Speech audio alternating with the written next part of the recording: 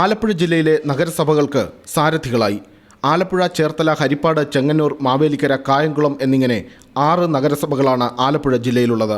ആലപ്പുഴ, ചേർത്തല, ഹരിപ്പാട്, ചെങ്ങന്നൂർ എന്നിവയിൽ UDFനും കായംകുളം, മാവേലിക്കര എന്നിവയിൽ LDFനുമാണ് ഭരണ നിയന്ത്രണം.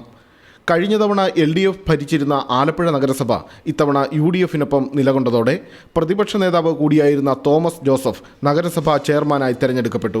52 അംഗ നഗരസഭയിൽ UDFന്റെ 26 അംഗങ്ങൾക്ക് പുറമെ സ്വതന്ത്രനായ ജോസ് ചെല്ലപ്പന്റെ പിന്തുണ കൂടി ലഭിച്ചതോടെയാണ് UDFന് കേവല ഭൂരിപക്ഷം സ്വന്തമാക്കാൻ കഴിഞ്ഞത്. UDFിലെ ബീന കൊച്ചുബാവ വൈസ് ചെയർപേഴ്സണായും തെരഞ്ഞെടുക്കപ്പെട്ടു. ചേർത്തല നഗരസഭയിൽ ഐസക് മാടവന ചെയർമാനായും ശ്രീലേഖ നായർ വൈസ് ചെയർപേഴ്സണായും സത്യപ്രതിജ്ഞ ചെയ്തു. പുതുതായി രൂപീകരിക്കപ്പെട്ട ഹരിപ്പാട് നഗരസഭയിൽ പ്രൊഫസർ സുധാ സതീശനാണ് പ്രഥമ അധ്യക്ഷയായിരിക്കുന്നത്. MK വിജയനാണ് വൈസ് ചെയർമാൻ.